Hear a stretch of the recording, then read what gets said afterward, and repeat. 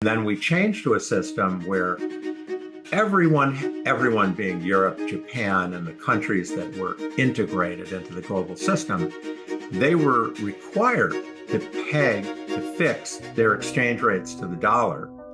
We were not. But believe it or not, I mean, a lot of people wouldn't know this, we were required to give the governments of Europe, Japan, et cetera, gold if they came to us and asked for it. If they said, here's a treasury bill, gold was still $35 an ounce, which is what FDR changed it to in the 30s, and we were required to give it. The system put us on top. Well, the system worked very well for a long time for Europe. Europe grew, we got to be smaller, they were growing faster and faster. They needed more and more dollars. As you know, we're very good at supplying that when the world demands. But our gold supply did not grow. Yeah. And so eventually the system blew up in 1971. And the title of the book comes from that episode, Our Dollar, Your Problem, because the Europeans and many others were holding dollars and they had been told they could exchange it for gold. They kind of knew it wouldn't last forever, but I think a lot of people thought it would last another decade or two. And Nixon, for various reasons, financing the Vietnam War, the Great Society, ended it. And he sent our Treasury Secretary, John Connolly, over to meet his colleagues. And he's a very colorful man. Did you ever interview him, by the way? I did, and I actually spent a wonderful lunch with him in Texas, and he talked about Lyndon Johnson a lot, which I was interested in. And he talked about Johnson sending him to the Democratic convention that nominated Hubert Humphrey and making sure that the Democratic Party didn't change its position on Vietnam. Well, and as you also know, he was in Kennedy's car the day he was assassinated. Indeed. So anyway, he sent Connolly, who was a pretty rough and tumble Texan, at least by reputation. And they're going, what are we going to do with our dollars? You're going to inflate it to nothing. And Connolly said, well, it's our dollar, but that's your problem. And I mean, rewording it slightly. And of course, we did inflate it away. They lost a fortune. So the European economies were holding the similar amounts of dollars to what the Asian economies are holding today. The Asian economies hold trillions and trillions of dollars. China alone, 2 trillion. But a lot of even the small Asian economies hold a lot. And we inflated it down. What spoke to me about the title was first the arrogance. I'm very proud to be an American, but I've never liked this edge of arrogance, but also the irony of it. It was our problem. Nixon got rid of this gold anchor. He didn't know what to do. He didn't have a plan. He didn't understand. And so we ended up with this massive inflation in the 1970s, which was a disaster in many ways. It wasn't just because of the oil shock and other things. We just didn't know how to anchor inflation. And it wasn't only much later that we figured that out. So I like capturing the arrogance and the irony. When I finished the book, it was before I knew who would win the election, but I mean, maybe if I changed the title slightly and I've been Our Donald, Your Problem or something like that. Yes. But I think it, captures something very similar to what I saw in that expression. What strikes me and what I didn't appreciate was how our friends resent our throwing around with arrogance our power having to do with the dollar.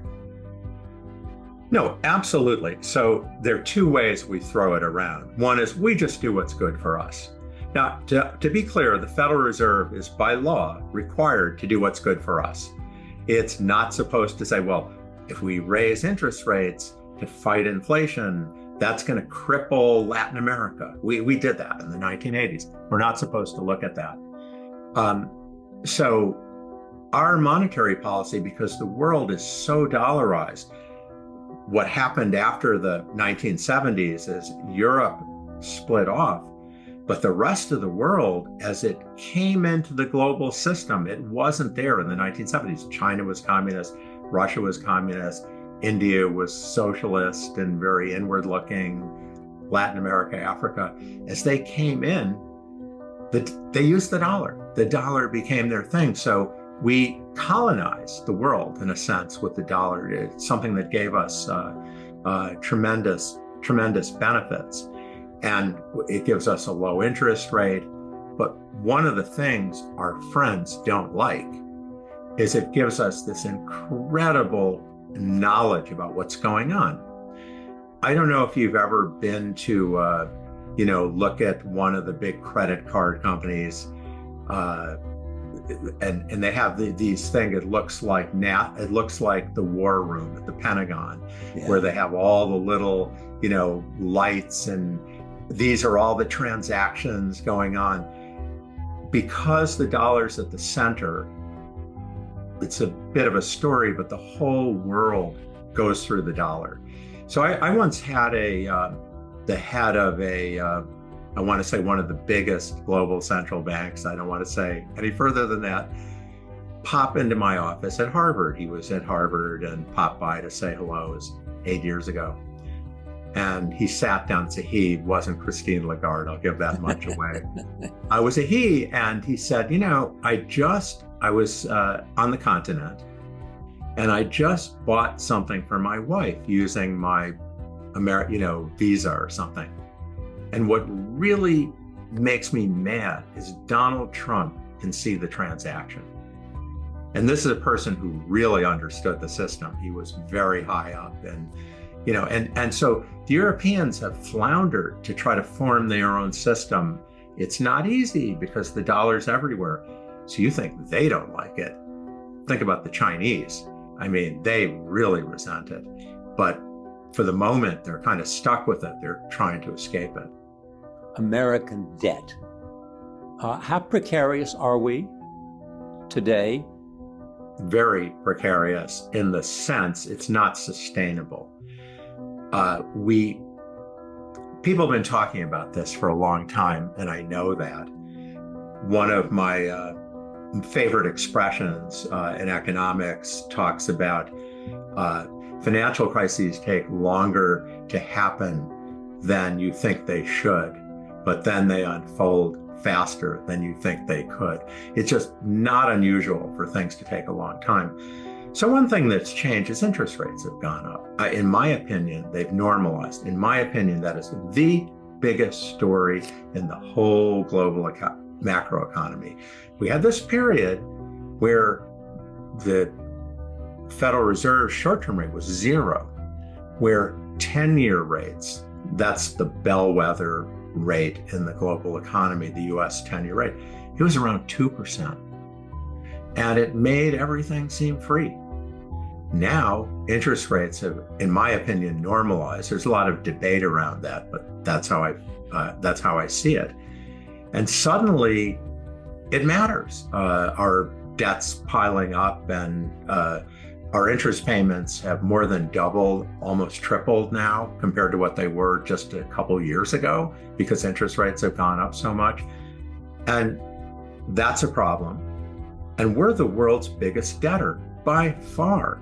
In fact, if you take all the big advanced economies, about half of the public debt is ours, measured in dollars. If you take corporate bonds, more than half of it is ours. And when you owe a lot and interest rates are going up, and they're not going up because of what central banks are doing, they're going up because we have geopolitical issues, we have AI demanding a lot of power, a lot of electricity, we have much more populism around the world, the splintering of the global economy. There are forces driving them up. And suddenly, it's gotten quite uncomfortable. And we Americans have thought we were above it all, that everybody else had to adjust, but we don't. Does it portend a recession? No, I don't know that it portends a recession, but what it portends is that I believe in longer term interest rates will continue to edge up. If there is a recession, they'll come down, but not like they were 5 and 10 years ago. And interest rates will continue to edge up, and it's a lot of pressure it's going to course, it affects the government. It affects mortgages. It affects car loans. It affects student loans. It affects everything. And there's a question of how that's going to play out. It's going to be painful. If we don't adjust, they'll go up more. And so how do we deal with that? It'll be painful if we don't adjust. What do you mean by painful? Well, at some point, we've already seen interest rates creeping up, and when the bond market doesn't like something Trump is doing, the bond market reacts. Even Trump listens, it seems. So far. And so our debt's gotten so high and we're accumulating it so fast. Trump's projected deficits seem to be exceeding Biden's, which I didn't think was possible, because Biden had the biggest peacetime deficits, and now Trump, I guess he likes the biggest at everything, is going to have even bigger ones.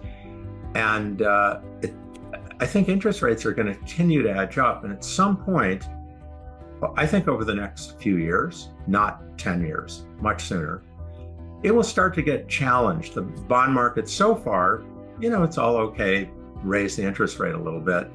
But at some point, the dynamic will be more difficult. Maybe we'll get hit by, most often, these things are dicey. We're weak. And then there's a shock that happens. I don't know what, maybe we can't get rare earths or copper or something. There's some kind of shock. Maybe there's a cyber war, maybe another pandemic, some kind of shock that catches us off balance. We're politically too inflexible. We're on our heels. If you look at the history of all the financial crises, debt crises, inflation crises, they never happened because you couldn't deal with the problem. If you brought in, some technocrats who had tons of power, they happened because people aren't prepared to deal with it. And I see our governments as very much in that situation. I think if Harris had won, I would feel the same way. I think we'd be in a very similar boat. The consequence would be the same regardless of who's in the White House. I think regardless of who's in the White House, the American people are not prepared, for example, to raise the Social Security age, like everybody but France has done, to raise taxes significantly or cut spending significantly or whatever. You don't win elections by saying that. I think you'd be very hard pressed to find a congressperson or senator who would really, really go to the mat over that issue. I mean, there might be a couple isolated mavericks, and you're not going to win the presidency by doing that. It's not that they don't know. I actually think they do, but the American people just haven't been conditioned to deal with this. They normally haven't voted for pain. They haven't voted for pain, and we are the world currency, but sort of translating that quantitatively, the rest of the world holds a lot of dollars. That helps us. It's a bigger demand. We get a lower interest rate. But it's only a quarter. Sometimes it goes up to a third of our debt. Okay, so maybe we can have 25 or 30% more debt than, say, the UK can have because the rest of the world's absorbing it. But it can't go on forever. And other countries have run into this problem, and we're starting to, of the bond market, starting to react. And these things are very volatile. I wouldn't say the exact moment, but I think it's likely to happen within Trump's term that we reach a more critical moment where the heat from bond markets of interest rates going up starts to get painful and we lash out some way. Inflation, there are a variety of things. So it's not. But let me understand what you mean by we lash out. Well, Trump keeps telling Powell to lower interest rates. Biden, Obama were not so crude as to say that. But of course, every president wants the economy to grow. They don't want interest rates to go up. And as interest rates get higher, it creates a lot of political pressures to pull it in. And I think that's going to make it very difficult for the Federal Reserve, which is supposedly independent. I should say I wrote the first paper on central bank independence. I'm very pro central bank independence, but it's not in the Constitution. It's not like the Supreme Court. Recently, the Supreme Court actually ruled that they couldn't fire the head of the Fed, but that's a minor inconvenience over the fact the Fed is a creature of Congress. So you are saying that the Fed will not be able to cure the problem, as Paul Volcker did when you had 19% inflation? Well, we're not going to get straight to the inflation. Right now, they're trying to keep it down. But as interest rates go up, the Fed is going to come under a lot of pressure, and its independence is going to come under pressure, particularly if we're hit by, I don't know, a pandemic, a cyber war or something. Usually these... Or a war. Or a war. I'm afraid to say that, a war. These inflations are nascent, but sort of happen in the fog of war or the fog of a pandemic. So I see, I'm not saying there'll be a crisis tomorrow, but we're way more vulnerable than we were when Paul Volcker came. You mentioned him. Our debt to income was 30%. It's 4 times that big now. It's about 120%? 120%. So each time interest rates go up, that adds a lot to the tab. And we're more vulnerable. When you have a lot of debt, you're more vulnerable than when you don't. What are economists like you on both sides of the aisle saying to each other in private? Are they saying exactly what you're saying to me in private? I think a lot more are. What I'm saying to you now was considered heresy 10 years ago. Everyone was convinced interest rates would never rise. They had gone super, super low. My brilliant colleague, Larry Summers, who I'm sure you've also interviewed, was telling people we're always going to have low interest rates. They're going to go lower and lower. Paul Krugman was saying that they'll never go up. There's never anything to think about. And many other people. I was debating it with these people around the world, and I said, look at history. They've been low before until they weren't. Why would you bet the ranch on this? I spoke to the US Treasury. They asked to speak to me, just to be clear. And they asked, are we doing anything wrong? Was this during Biden or Trump? This was actually at the end of Obama, where I was doing this. Jack Lew was the Treasury Secretary.